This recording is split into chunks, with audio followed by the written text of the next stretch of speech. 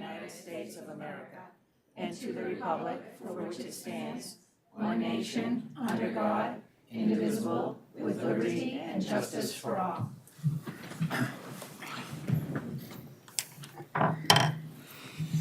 This meeting is being live streamed by Chelmsford Telemedia and posted to the Chelmsford Public Schools website for interested community members to access and watch. In-person public participation tonight will take place in accordance with the Chelmsford School Committee Public Participation Guidelines. Anyone wishing to speak tonight during the public input portion of the meeting has notified the superintendent's office of their desire to speak and has been provided with these guidelines. Upon request, written comments received no later than 12 p.m. on the day of this meeting will also be read and made a part of the record of the meeting during the second public input session. Do we have any members of the press present tonight? No? Okay. Well, welcome to tonight's meeting. Our first order of business is to approve the minutes from our meeting on December 20th, 2022. I'll take a motion. I move that the committee approve the minutes of the regular scheduled school committee meeting on December 20th, 2022. Second. All right, is there any discussion? I did have one correction for you. It's called ARX Ed, capital ARX Say it right. Ed. Okay. Yeah. What is called that? Oh, I'm sorry. You know what? I apologize. And I even made my own notes here. Under new business, item 3. Okay, thank you, that helps. Item 3, and what should it read? Capital ARX and then capital ED. Ed. So it's ARX Ed. capital A, small r, Yeah, small yeah, x, yes. capital ED. Yes. Okay, I will fix that. Great. Thank you. I actually have to keep looking it up myself because, I thought I knew all the acronyms. yeah, this is a new one. This is a new one. Yeah. We don't even pronounce it right, don't worry about it. All right. Was there anything else? Okay, then, taking into account that we'll make that correction, all those in favor? Aye. Aye, 3-0. All right, next up, we have our Chelmsford High School student representatives. Welcome. Hello, everyone. Hope everyone had a good break. The term is closing on the 20th, and right before that, the semester classes are having their exams on the 17th, 18th, and 19th, and the 20th. And this Friday, the seniors are attending an internship assembly to explore possible internship opportunities. So, a presentation by the NAN project will be happening at CHS. All students currently enrolled in a senior health education course will be participating in a presentation in their health ed classes from the NAN project on either Wednesday, January 4th or Thursday, January 5th in the lecture hall. The NAN project is an initiative which seeks to promote mental health awareness and suicide prevention programs in classrooms across Massachusetts. Thank you very much. Does anybody have any good news that they would like to share tonight? Happy New Year, we're back. All right. Anything else? Anybody else? Just want to mention the wrestling team placed fourth at the little holiday tournament with 86 teams, so very, very successful weekend for them. Excellent. All right. Do we have anybody registered for public input? So we have no one for public input tonight, so thank you. And I'll turn it over to you for new business. Great, we're going to jump right into our new business tonight. And the first group we have up is our Center Elementary School. So this is the monthly spotlight on what's happening in the school. So I'd like to introduce Principal Diana Fulrita and Assistant Principal Donna Omabono, who are here. We're going to come right up to the main table tonight and then let you kick it off. Linda will help with the slideshow, but we're happy to hear a little bit about Center Elementary and some of the happenings. And I see you've got some staff and students with you, so. We have some We'll turn it over to VIPs you. with us. Best part. Yes. Happy New Year. Thank you very much for inviting us.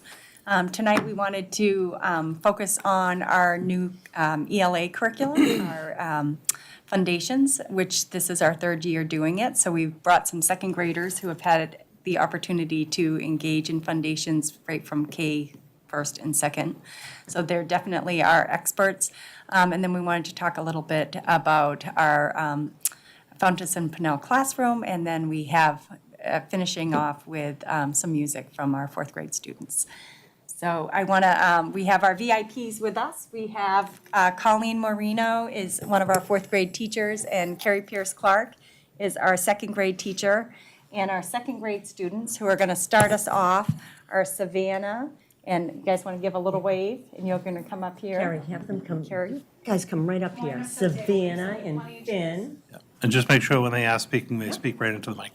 Oh, you guys are gonna be doing the work. They're gonna be teaching Yes, you. you're going to get a So great just for lesson. clarification, I didn't study anything. you don't need to, they're gonna teach you, right? Yeah. And we have Finn, you want to give a wave, Finn? And we're going to have the. And this is Savannah. And Go ahead, give Aria. a wave. Aria. And Carly. And Carly. Yeah. Grab a chair. Yeah. Yeah, go ahead, sit in the rolling one. Hold the microphone up to them. Yep. Is that all right if she holds the microphone up for them? Oh, you got that, Dawn? All right, just gonna put this right here, musical chair. We need one for Savannah. Savannah, one more, here you go. I thought I had one. Yes. We'll go Carrie. This is fine. You got one? Okay. Perfect. All right. All right, are we ready? You're gonna teach the school committee what we do in foundations? The first thing we're going to do is what, Finn? Drill sounds warm up. Yes, then we're going to do our Trick words. trick words. And then Skywrite letter formation. you're gonna show them how to do it and they're gonna practice too. Yes. Have to, right? And then echo find letters with our boards, okay? Are we ready? Carly, come on up. This is Baby Echo. What does Baby Echo do? He helps us with our sounds and our words. Okay, are we ready? So when you say, after you say it, who's gonna say it? They do. They do, yes. Are we ready? You have to echo. Here we go. K kite k. K kite k. Q U queen qua. Q U queen qua. S H ship sh. S H ship. I H it. I H it. ILD wild ild. ILD wild What ild. is this? What do you call this? What sound? What kind of sound is this? Aria. Exception. No, but what kind of sound is it? Is it a glute sound? Remember glute sound, right? TH thumbs. TH thumbs. Then what's this kind of a sound? Digraph. Awesome. IVE give if. IVE give if. U up up. U up. Fantastic. Very good. Nice job, Carly. Awesome job. All right. Now we're going to do our trick words. We're all going to stand up, right? Why are we standing over here? Because we're gonna do skywrite. We're going to practice our sky writing. And Carly, how do we use our hand? We put it up and don't bend Do we it. bend our arm? No. No, because we're writing with our whole entire body. Aria's going to say it, and then we're going to practice. Are we ready? And we F A M I L Y. Family. Next one. night. N I G H T night. Next one. Whoops, upside down. B E R Y. Very. L A R G E large. Awesome job. And why are they called trick words, Savannah? Do you remember? because they don't go by the rules. They don't go by the rules. And sometimes they call them what's another name for trick words before we did foundations? You probably don't remember because you did this in kindergarten. They call it sight words, right? Awesome, awesome job. Now, what are we gonna do, Finn? What's the next thing we're gonna do? Echo find letters. Echo find letters, but first we're going to tap out the words, right? Yeah. We're gonna just show them. These are foundation bags. Just pass those down, you can share them. They're gonna take out their letter boards. Pass that down to Savannah. Take out your letter board, show them, Finn, what the letter board looks like. Awesome, awesome. Yeah, yeah, I'm sure. So you can show. You guys can. The old guy. I do this. Things going on here. No, I'm good. I got plenty. Okay, so we have our letter boards. Our letters are at the top, and they're gonna spell the words at the bottom, right? But before we spell the words, what do? We tap them out. Are we ready to tap them out? So elbows are up, right? I'm gonna say the word, and then you're gonna repeat it, and then we'll tap it. Ready? Stall. Stall. Stall. How many letters in stall, Aria? How many sounds? 3. Why are there only 3 sounds and 5 letters? ALL is a glued sound. Awesome job. Okay, so now we're gonna try to spell it. Echo fine letters. Stall. Do it. Grace, do it. Build those words up there. There it is. And the glued sounds are in the green. Oh, good. I mean, these. Stall. Need help, Donna? Awesome. Check with your partner, make sure they have it right. Check with somebody beside. Awesome job. Awesome. Okay, now, we call this spell it away.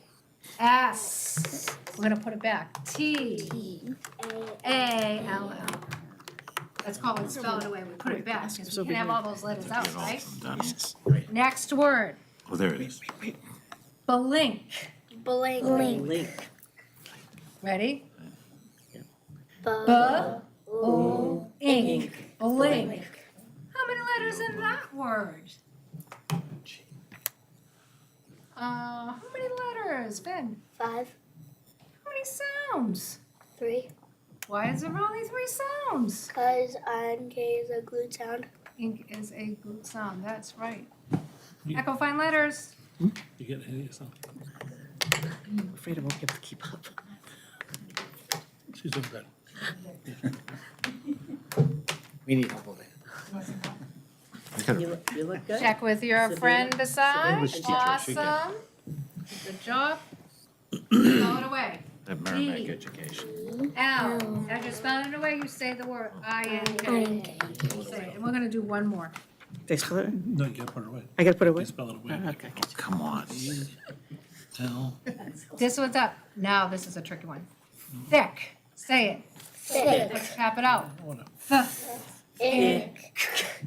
Thick. How many letters? How many letters? 6. And how many sounds? 3. Why is there only, wait a minute, why is there only 3 sounds? Because TH and CK are glued. Are called Digraphs. digraphs. Excellent. Okay, echo fine letters. Oh, this got to be easy. What am I spelling? DH. Where's the T? T? It's a seek. It's a seek. Check with our friend. Excuse me, can Savannah come give me a hand here? I'm having some problems. You mind helping me out? Savannah, go over. Can you help me out here? Sure. She's got it. There's no ick. I know there's no ick. That's what I'm trying to figure out here. She'll tell you why. You didn't listen, Donna. What did I do wrong? Help me with the ick, will you? Well. I blew it, didn't I? TH is right here. Oh, okay. You didn't see that. Not much help here. And then you need your I. I, And your CK. and then my CK. Thank you very much. And Thank you. spell it away. Spell it away. I gotta- THICK. Awesome job. And we just want to, I just want to introduce some of the stuff in the bag. You have a lot of things in the bag. Who can tell me what this is? Aria, what do we do with these? We write down our words, sentences, and letters. When I And dictate, sounds. you write your sounds down, the words, and maybe a sentence, right? Awesome. What's this, Harley? It's our You got this one. What's this called? Ben? A gel board. It's a gel board, and what do we do with this? We don't use it that often because we do a lot of skywriting. What do we do with this? Write our trick words on it. Write our trick words, but sometimes in our class, what do? We use what? What do we use at Grinch Day? We used painted shaving. Painted shaving cream, and we wrote the trick words in there, right? And that is it. So Ms. Pierce-Clark, do you mind sharing a little bit about the strengths that you're seeing and the skills that kids are coming in? Absolutely, the rule. And actually the kids, if there's something that they like about foundations and how it's helping them. First of all, what do you like about foundations? Harley, what do you like? I like that sometimes we get to write on our whiteboards. You get to write on the whiteboards instead of just writing on paper. Yes. What else do you like? Aria? I like the one time when we used the gel boards because I thought it looked cool when it happened. When you're writing the gel boards, okay. What do you like, Finn, about foundations?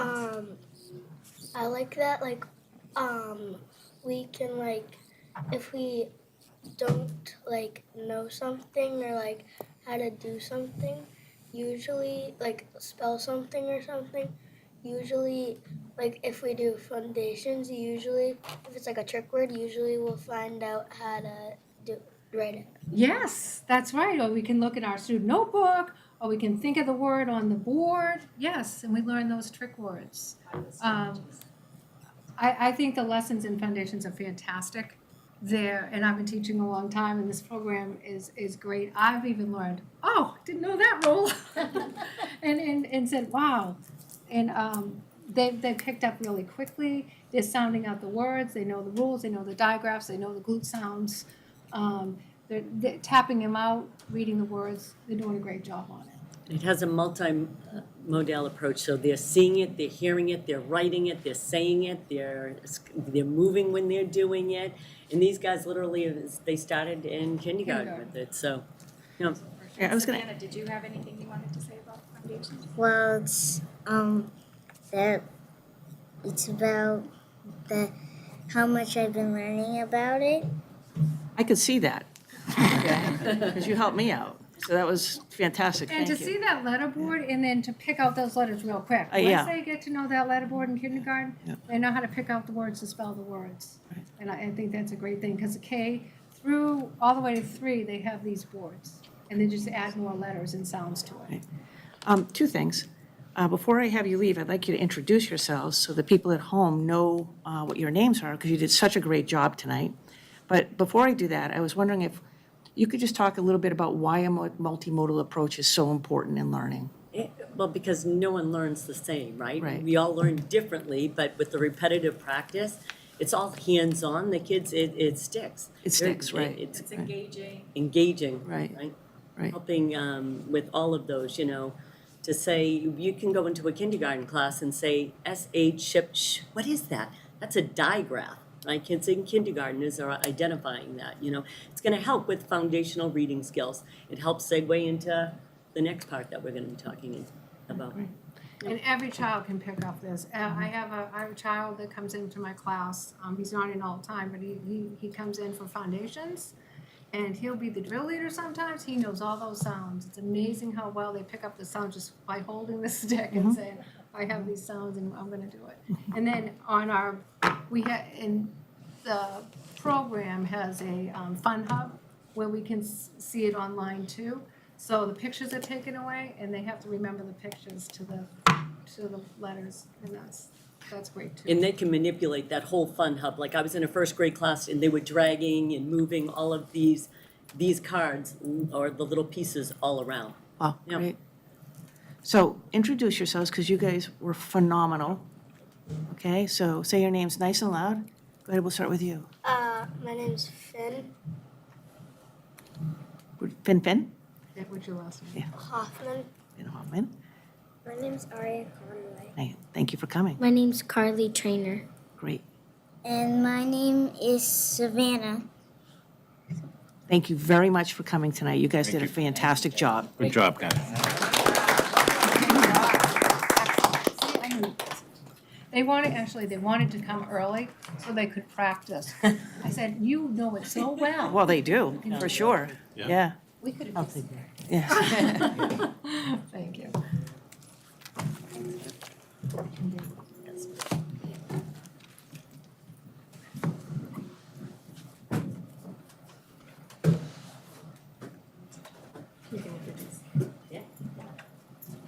So the next part that we're going to talk about is just FPC Classroom, which we're also using in K through fourth grade. One of the things we wanted to focus on guided reading in K through 4. The teacher is observing the children as they read, sharing rich conversations about the text, completing word work, which ties into everything you just saw here, and extend their learning through writing. Next. Yeah. One of the things that we wanted to focus on is Center School is actually using fourth grade binders to house their reading responses, their text set connections, because there are interactive read-alouds, there's shared reading, they have reading logs, different genre writing, and word work. And I just think I put this is a sample of a reading log in all of the fourth grade logs that they have, where they're logging everything they're reading. This is some of the word work that goes along with FPC Classroom. Mind you, the fourth grade wouldn't have had foundations, right? So the word work is tied in with FPC Classroom. Initially, fourth grade was using the interactive read-alouds to do a lot of reading responses, and they're still having them do that. But I think one thing, and Mrs. Marino can talk a little bit about it after, is they found when they're sharing an interactive read-aloud, it's that rich conversation and back and forth with the kids, but they were asking kids to write about it, but it was more difficult because they didn't have multiple sets. What the teachers ended up realizing is that when they have guided reading in the guided reading groups, they were having that smaller connection, richer conversations, and then that allowed the kids to do richer responses to the text. And that segues into guided reading and writing in fourth grade. And we have Charlotte come on up and Mrs. Marino. We're supposed to have another student coming, so I'm hoping everything is, yes. Go ahead, Charlotte.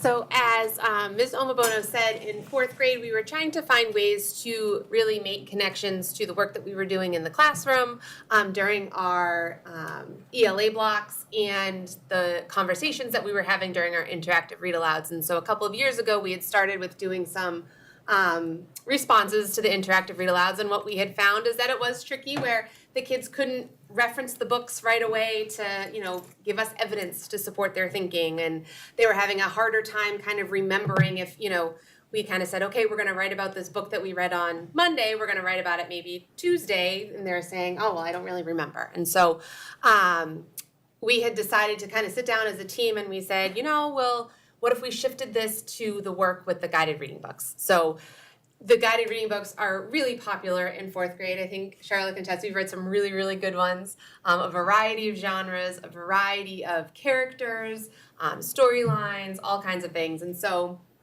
what we've started doing is in using the lesson cards that come with FPC, with the guided reading books, and then sometimes on our own, we'll kind of come up with a question that has the kids go back into the book and answer, looking for evidence to support their thinking. Sometimes we'll write summaries, right? Sometimes we'll do some comparing. And what we like even better about that is the guided reading level books are accessible to the students at their level. And that isn't always the case with the interactive read-alouds, where they can have rich conversation with their classmates. But if maybe they missed the read-aloud, or if something just kind of went over their head that they weren't quite understanding, we spend a lot of time with the guided reading books so that they can access the content at their area, at their level. So Charlotte has an example of a response that we've done recently. Do you want to introduce maybe the book and then the question? Dawn at the microphone. Oh, you're gonna.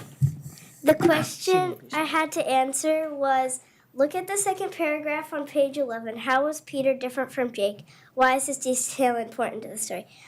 So in the book, The Soccer Star from the Dream Park series, Jake is,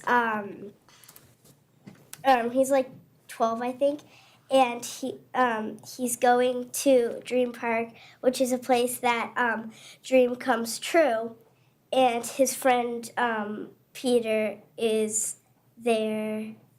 Yeah, is at like Dream Park too, I think. And his dream is to become like a soccer star. But when he goes to play soccer, he realizes that he might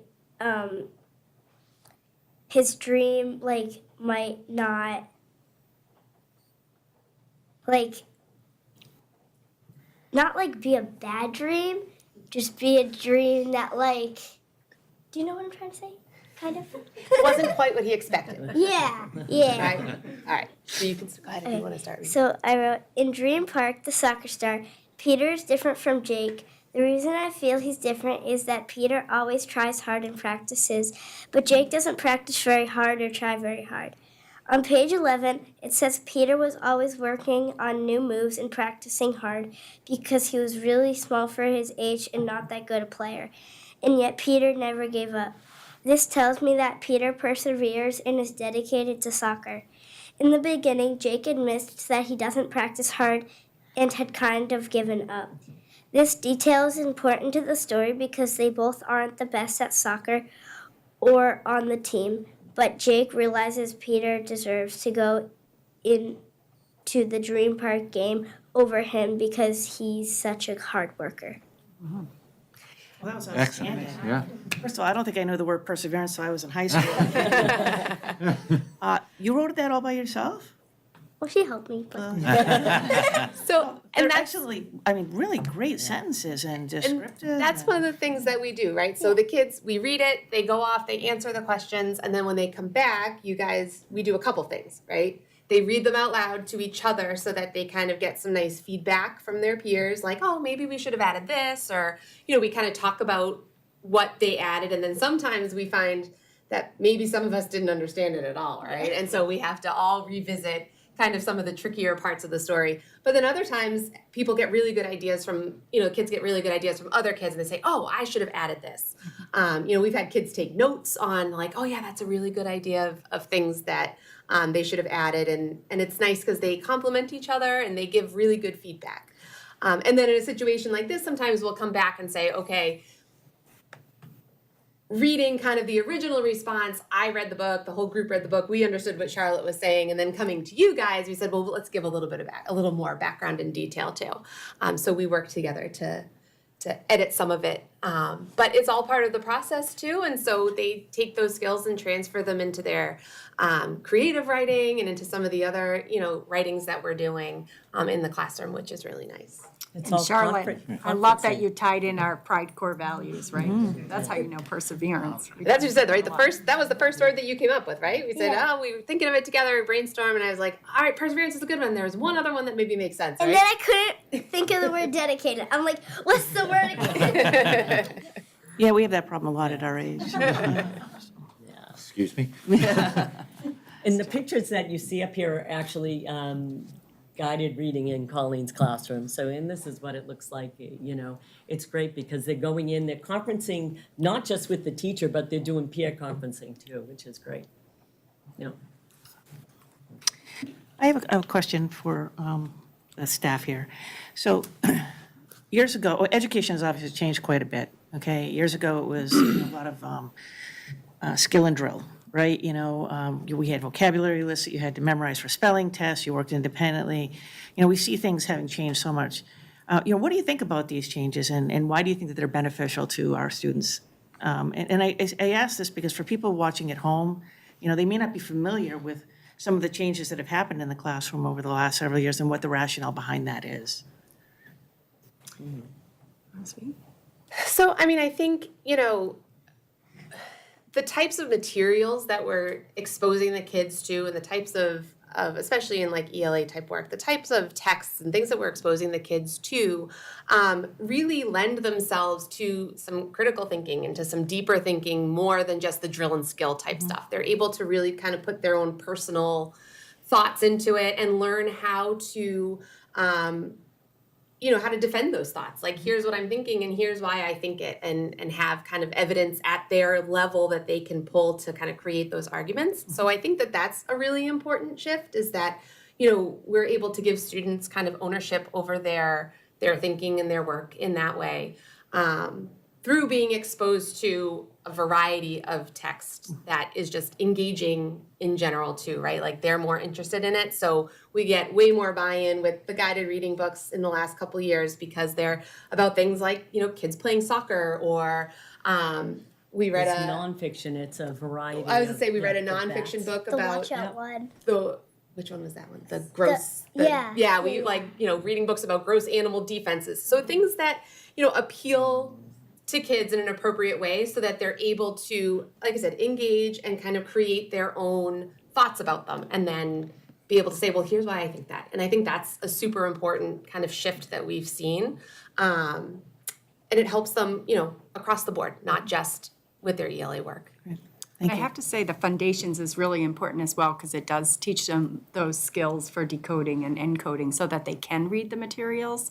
And as you can see, it's really important, and the kids are, I think Finn put it really well. He'll come up to a word and he doesn't know that word, or figuring out how to spell it, and they apply all those rules they're learning, which is an addition to the program curriculum that we have, and it's been huge.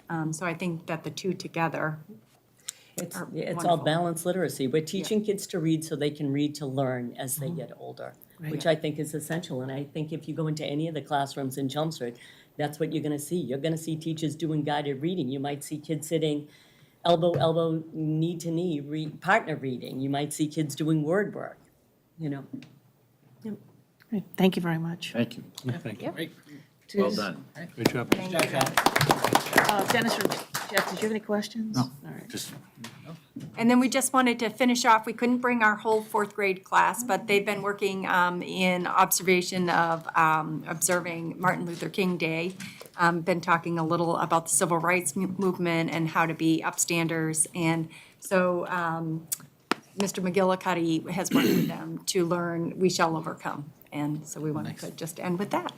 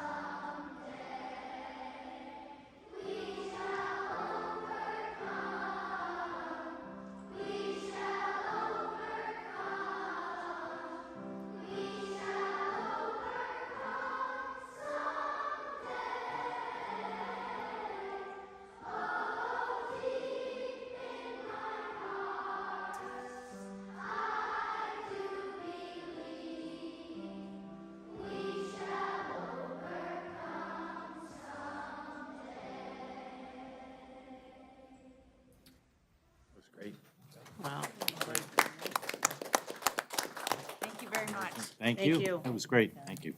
Yeah, thank you guys very much. And all the students and staff for coming Yes. tonight, too. Yes, thank you. Great job. Thank you. Parents and guardians for bringing it. Yes, absolutely. Want to just give them a second to go? Yes.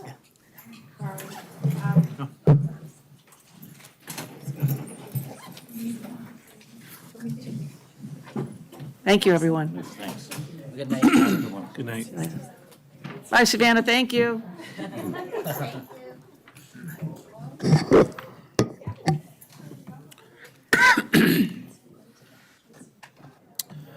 All right, moving on with the agenda.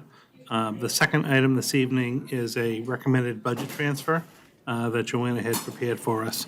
And this is basically, in summary, it's a result of the support staff contract being ratified and approved. We had set money aside in the salary reserve during negotiation time change lane, so we need to now move the money primarily from that account and kind of sprinkle it through the budget where all the various salary accounts for the support staff reside. So the total amount of the transfer before you is $288,372. Again, it reflects the first year of the contract that we recently settled and ratified with support staff, which for us is all of our paraprofessionals, clerks, secretaries, and support personnel within the district. So you'll see the various labor accounts that the money would be going to. Again, primarily coming from that salary reserve lane change fund, a small amount from the lane change fund, and then also retirement buyback, which hadn't been utilized. So before you this evening, I'd recommend that transfer totaling $288,372. Take a motion, please.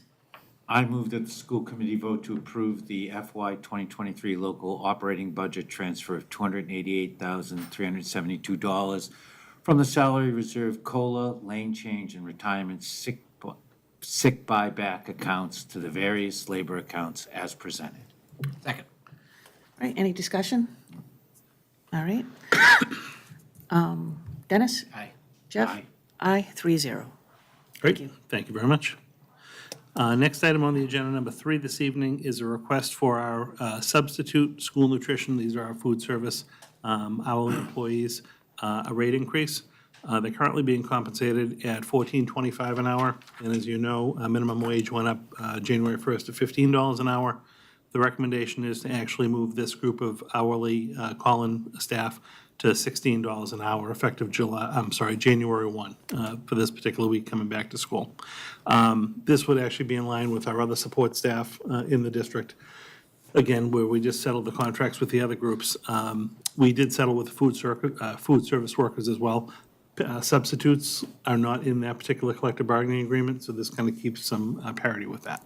But the recommendation would be to go to $16 an hour effective January 1, 2023. I'll take a motion.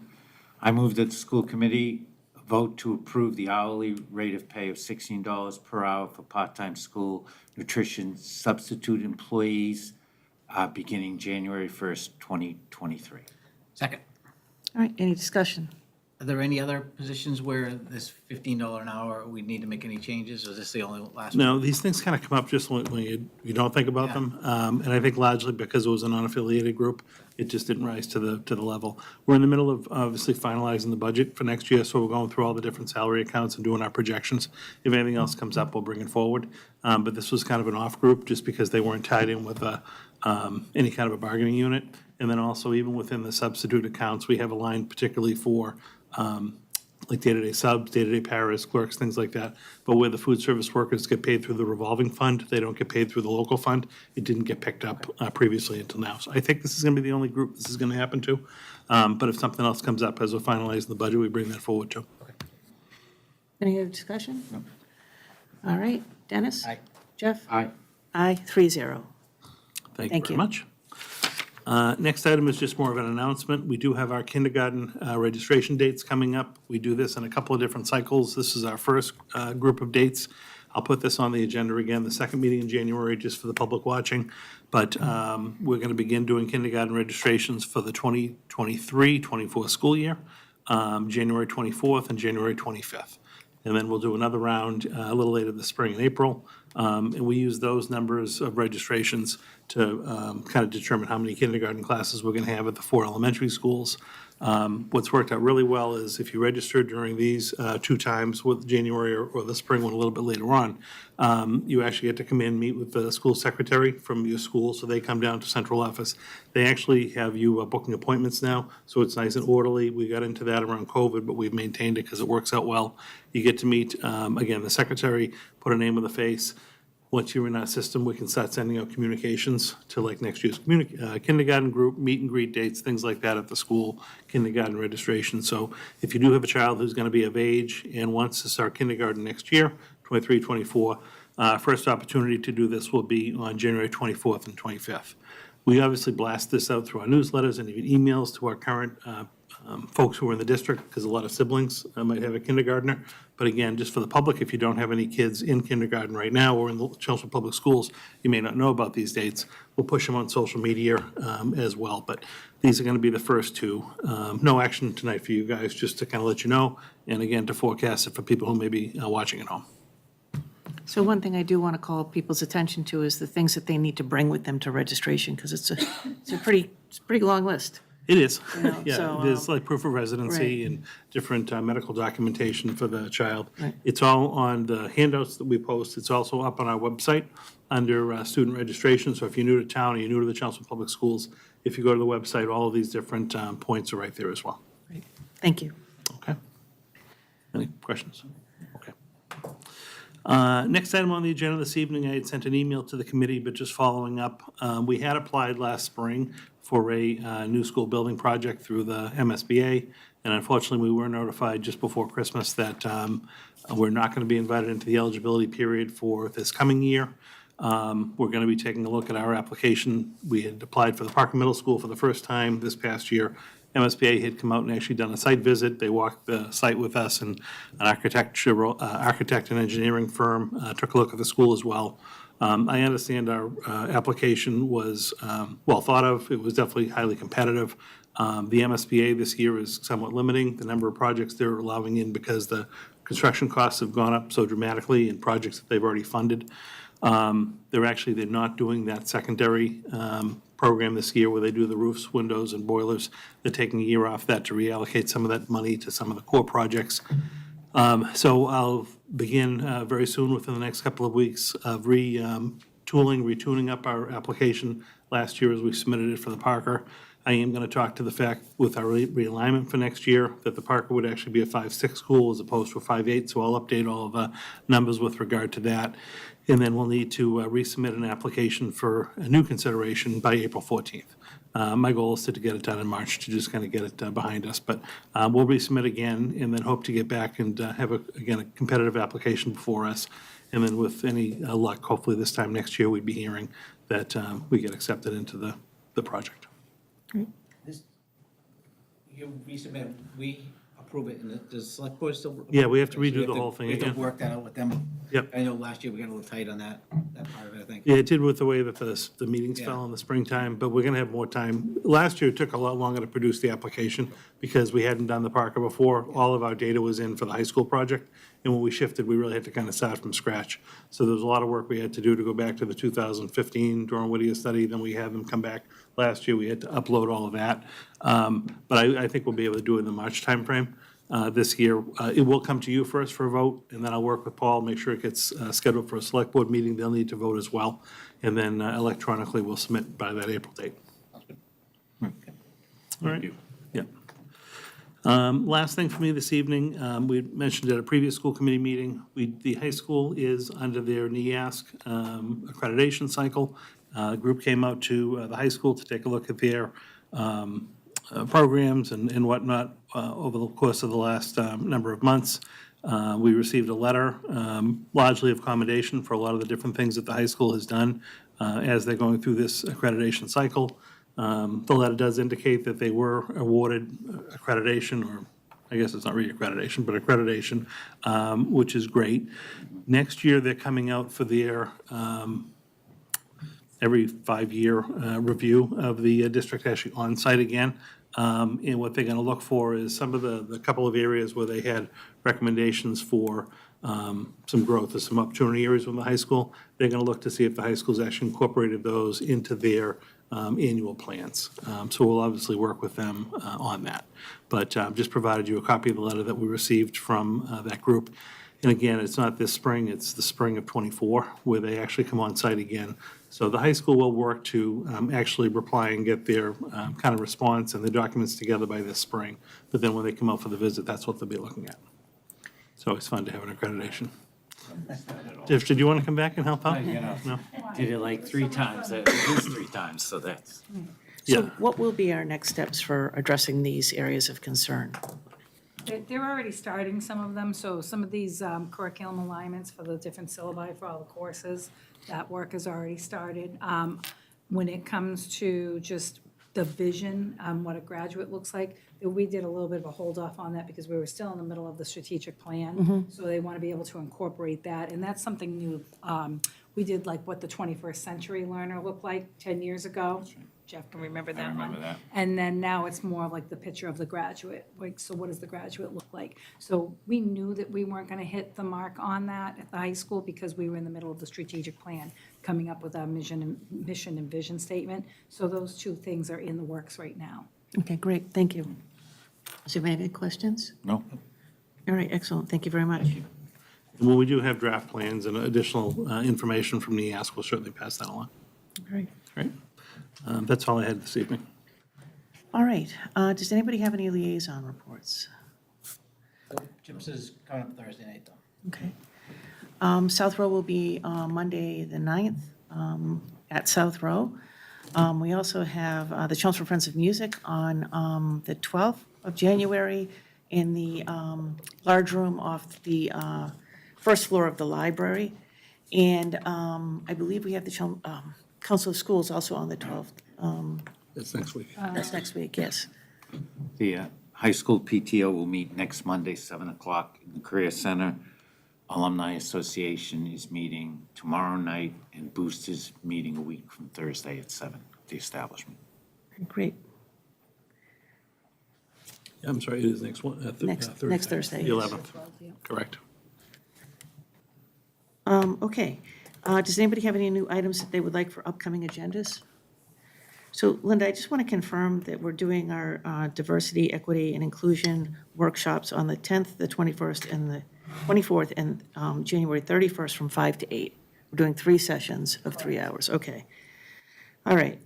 The other thing I wanted to mention, I don't know if you saw in the MASC newsletter, but the Day on the Hill is back in person again. So mark your calendars. And one thing I would ask the committee to consider is not in January, but in February, maybe to hold a working session with the school committee and obviously the superintendent to put together a plan of the things that we would like to invite our state reps in to talk about, okay? But I think it's important that we talk about what some of our priorities are and some of the things that we could use their help on prior to having them in. And I'd like to have them in, if possible, before our Day on the Hill. What was the Day on the Hill date? Do you know? May, Oh, it's May. was it May? Maybe I misread it. Hang on, it is May 4th. May 4th, yeah. Okay. And we'll see if we can do that, but I think it would be nice if we could have them in first and then follow up on the Day on the Hill. So. All right, do we have any, we have no one here for public comment. Did we have any emails from people that need to be read into the record? Okay, then with that, I'll entertain a motion to adjourn. I move that we adjourn. Second? All those in favor? Aye. 3-0. Thank you, everyone.